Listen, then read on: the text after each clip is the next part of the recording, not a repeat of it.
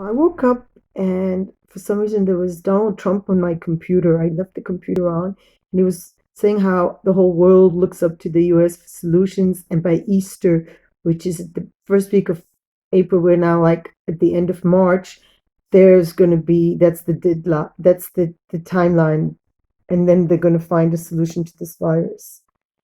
Um, well, I don't know. When I heard him talk and speak as if, oh, he's the center of the universe and blah blah, and all the countries are looking up to US, then I saw somebody else who is in the US right now in California, Dr. Ramani, and she has What I'm seeing more than anything something is very the amount important. of gaslighting.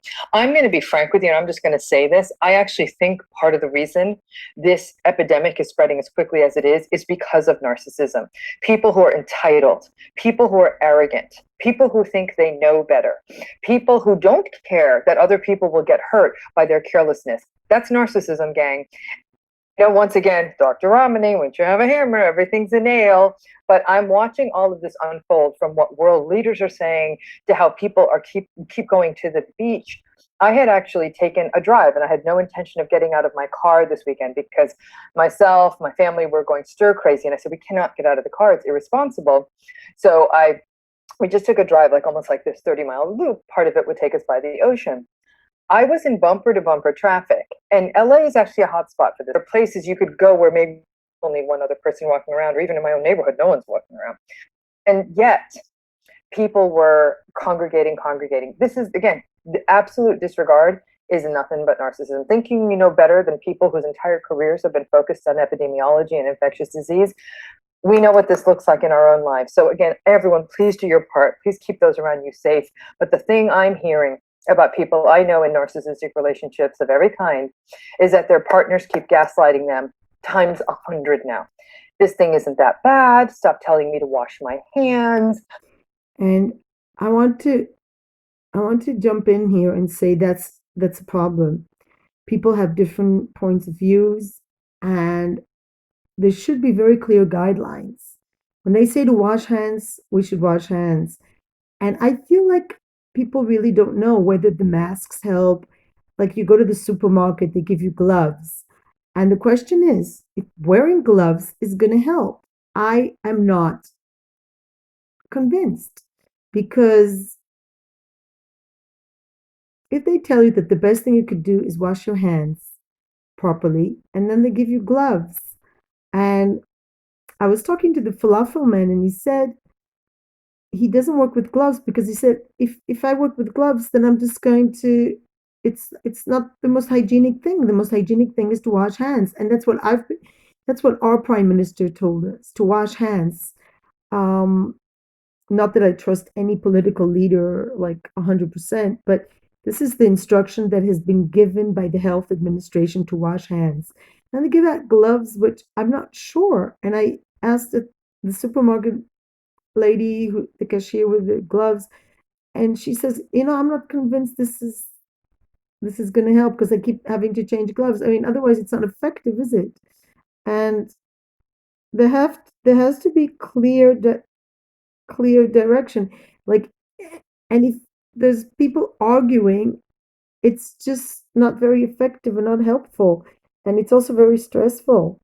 And I think Dr. Ramani, she's an expert in narcissism. I think she's spot on. This is exactly what we're dealing with. This is the worst part of this coronavirus. It's not the number of dead because at this point there are not that many fatalities and there mostly are people that are vulnerable anyway, at least here. I don't know how it is in other countries, but I, I'm not a doctor, I'm not an expert, but I'm just saying that's not the worst part. The worst part is that people do not listen to what they're being told. And if the leaders tell you, wash your hands, stay indoors, don't walk around, and people just ignore it, yeah, we're going to see a rise in numbers. And it's not only that, it's just the way relationships are, toxic relationships are even more difficult at this time. So we had worked in a very, very kind of like busy business because like food service and other essential industries are obviously open in a lot of places. And one of the prevailing wisdoms is like you really should take off your clothes because your clothes can hold the virus. Kind of as you come in the house, ideally wash them and take a shower.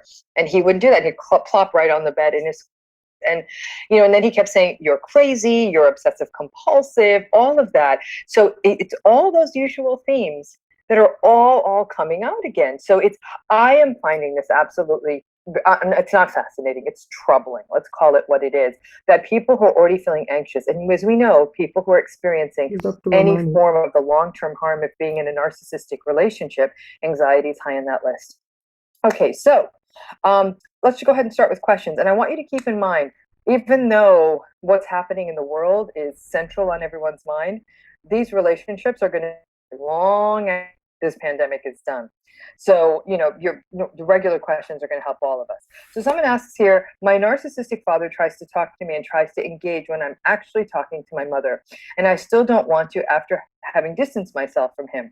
What do I do? This is very common. It's sort of like, again, all narcissists triangulate, don't they? So when they perceive as an adult that you're maintaining a relationship with the healthy parent, the narcissistic, the unhealthy parent, is going to try to stick themselves in there. Now, But I don't know if there's anybody that's completely healthy, to be honest.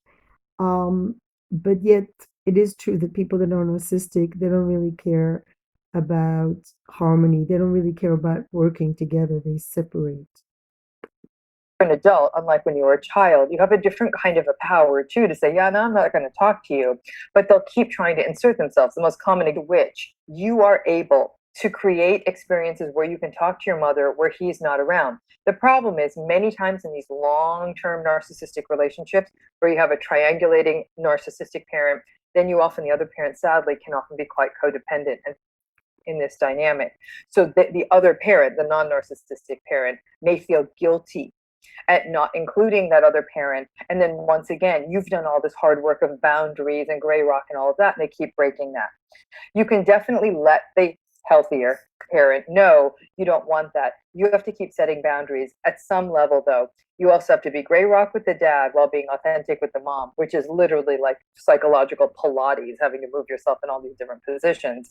But it also means that you have to be very honest with your mom. And then finally, you have to hold realistic expectations. But having that one conversation with your mom, understanding her guilt probably will overwhelm your ability to have that relationship with her, becomes important. Someone else here asks, when do you know that you actually healed from narcissistic abuse? Even after a year, I still occasionally, even though I don't think about the ex, it takes a while. Narcissistic abuse to me is like an echo. And as we know, echoes, sound out over time, and at some point they erode to where you barely hear them anymore. Narcissistic abuse did such a number on you psychologically, leaving you questioning yourself and confused and anxious and helpless and hopeless, and at times almost feeling like you had like a syndrome of post-traumatic stress. It had all of those feelings. That's not something that's just going to go away, even when the narcissist is gone. And so I think a lot of people are hard on themselves. Oh, this is something wrong with me. I must be the crazy one because I'm still obsessing over this. Now it's really important because you're stuck with people. Sorry. You're stuck with a person. Give yourself time and space to grieve and understand it probably takes 2 to 3 times longer to grieve this, not because you missed the narcissist, but because it did such a number on your head. I like that this person, though, says they're still not thinking about the narcissistic ex. They're still very experiencing all the effect, the anxiety, and all the things associated with narcissistic abuse. Very, very normal. But as always, I'm going to say if you can get into therapy for something like that, with somebody who understands narcissistic abuse, it can make a big difference in helping you make sense of the healing process. Someone else here asks, will my ex narcissist ever understand how much I loved him and what I gave to him? If yes, why doesn't he apologize? It's been 5 months. Well, the answer is if no, he will not. They don't see what other people do. And the bottom line, and this is, I'm amazed at how hard it is for people to get their heads around this, is they don't care.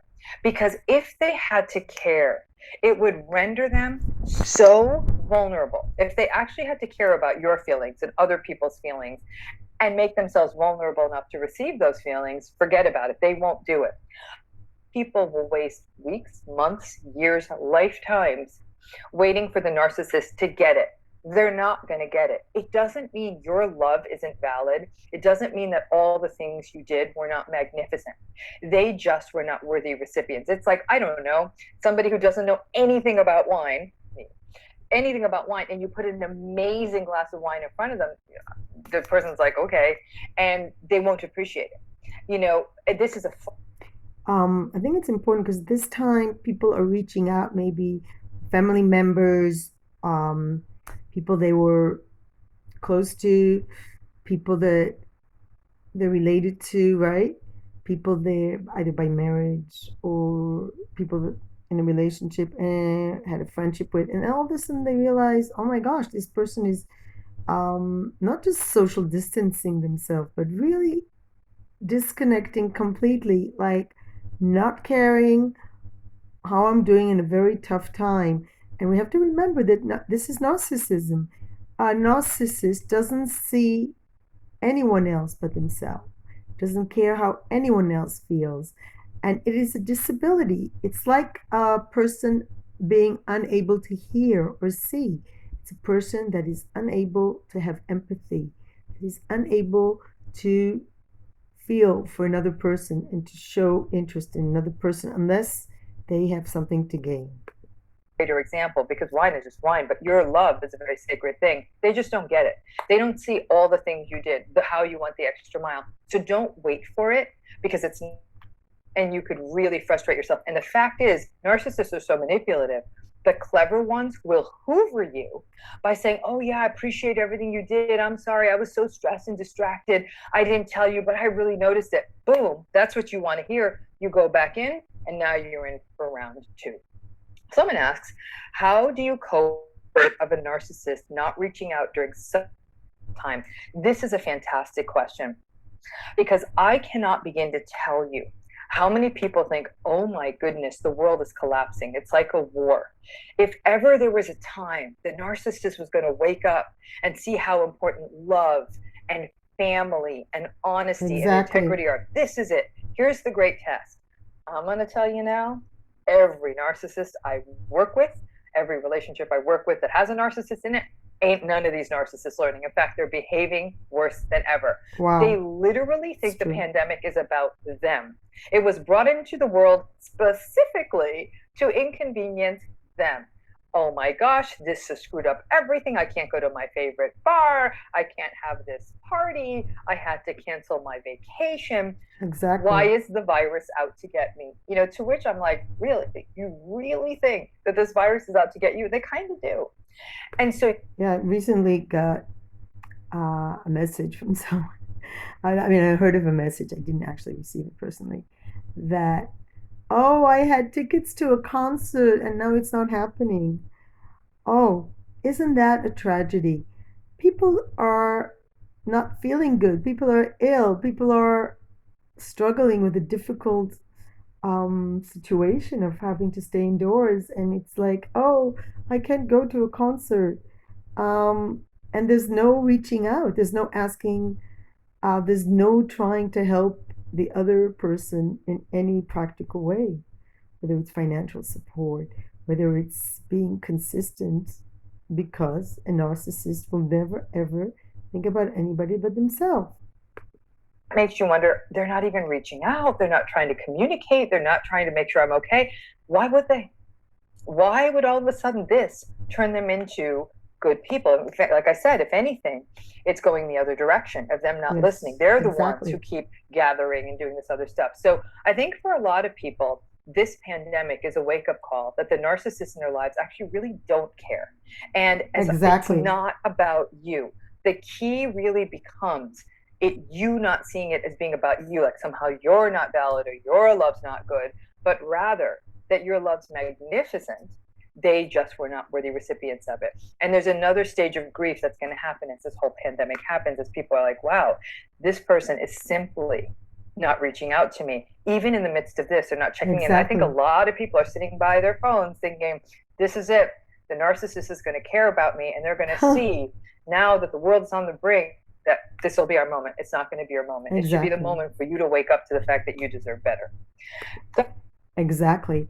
I cannot stress that enough. It can be a really good wake up call that you realize that you really need to surround yourself with good energies, and it's really better to not get disappointed by people who you cannot expect any empathy from, any understanding, any emotional report with, that they just don't see anything that does not connect to themselves. And it's time to wake up and stop this painful, toxic relationships. Ramani, how do you deal with narcissistic mother-in-law when Okay, I'm not dealing with that at the moment, but I'm saying that you really need to know that this is a great address. Let me see if she says some really smart things at the. She's a very insightful person. we have to push through all the barriers that the narcissistic parent has put up there? Someone here says, how do you survive therapy when your narcissist has convinced the therapist you are just a hair away from being pure evil? This Yeah, have been watching, or you will watch the series I'm doing with Rebecca Zong. We will be doing an episode on parental alienation. And one of the things I talk about is that parental alienation is not, this isn't just about little kids. This is something that goes all the way into adulthood. And in fact, parental alienation is quite powerful in adulthood because things like money start making a bigger difference, right? The narcissistic parent waddles up and say, hey, to view, and then, and only then, that becomes grief work. It's as though your child, I can't think of anything more paralytic in this world, but that you have lost your child.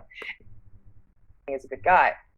Judge a person by the way they treat you, exactly. not just the way they treat others, because it Exactly. shows you what they're capable of. My guess is there are actually other people out there like, it's amazing how many people say, well, he picks up the check.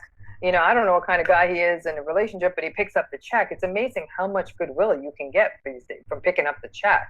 And so I think in that case that many, many people call narcissists two-faced. They have one face for their family and their partner and one face for the world. Remember, Exactly. they need, and they often get their supply from their family and their partner by controlling them and invalidating them and gaslighting them and manipulating them. And then get control from the world by they get their supply from the world, I should say, by drawing it, by doing nice things, because anyone can be a nice guy for 2 hours. Exactly. But day in and day out, they can't do it. So that's the classical two-facedness of narcissism. Someone asks, how do we deal with this quarantine without associating it with how we felt when we were in a narcissistic relationship? It seems all too familiar and it's triggering me. That's a brilliant question and observation. We are trapped. Someone else is setting the rules. We have no idea what we can do to change the rules. We are not allowed to explain ourselves, and we don't know how long this is going to last. That sounds like a narcissistic relationship. Exactly. It is. And what happens when we're triggered, even though intellectually we understand, distancing is meant to not overwhelm, the health can be felt in that relationship. Oh my gosh, I'm being told what I can do, I'm being told what I can't do, I feel very invalidated, I feel very unheard. And those feelings are real. What you've got to remember is every feeling is in fact temporary, and you can let it roll through you, and you can experience it and recognize this is not what's happening here. You can, that thinking part of your brain can step in for and say, okay, I see what's happening and I can see why this feels familiar to me. Do things to untrap. In some areas of the world, not all, I understand in parts of the world not allowed to leave their houses to take walks. I don't know where you are, but if you're in a part of the world where a walk is still permissible, even a brief one, take one. Even if you're not in that narcissistic relationship anymore, but these quarantines are making you feel like it, exert whatever freedoms you have. Exactly. Leave the house and take a little walk if you're allowed. Watch what you want on TV. Things you want, like exert those things where you can, because we can do all of those things, right? And so then at least being gaslighted by them. So I hear you, and that is such a wise question and comment that person gave. Someone else here says, how do you handle it when the narcissistic parent hurts you and then acts like nothing ever happened? That's gaslighting. That's what gaslighters do. They say terrible, hurtful things to you, and you're like, oh my God, that really hurt me. That was terrible. And they're saying, what? I didn't say anything. Why are you so sensitive? Or they literally pretend nothing happened. all gaslighting. It's emotional abuse and it's manipulation. Okay. You've got to, number one, let your reality be the only thing that matters. They said something and that hurts. Okay. They're not going to be the ones to bear witness to it. Find the other places you can talk about it. It may be other family members you trust. It may be a friend. It may be a partner. It may be a therapist. You get that reality check. It doesn't mean this parent's going to change how they are. In fact, if anything, that's a real call to arms to setting boundaries and, again, all the usual stuff, realistic expectations, the usual stuff. But it hurts, especially when it's a parent that they think so little of you, that they can say these dismissive things. Remember with narcissists, they're incredibly uncomfortable inside. It's like they always feel nauseous, like they always want to throw up. And so internally, psychologically, and so that's why they throw those little barbs out. It lets them control you, lets them manipulate you. And I am now going to I'm going to slowly bring this to an end because last time we ran out of time, and I want to be able to say some closing statements. So and if someone asks a brief comment, how do I deal with being guilt tripped by my mother-in-law for not being in lockdown with my spouse? I'm assuming that you're choosing to be locked down somewhere else. Guilt tripping only works when we buy the guilt. The one thing that paralyzes us, or three things that paralyze us in narcissistic relationships: hope, fear, and guilt.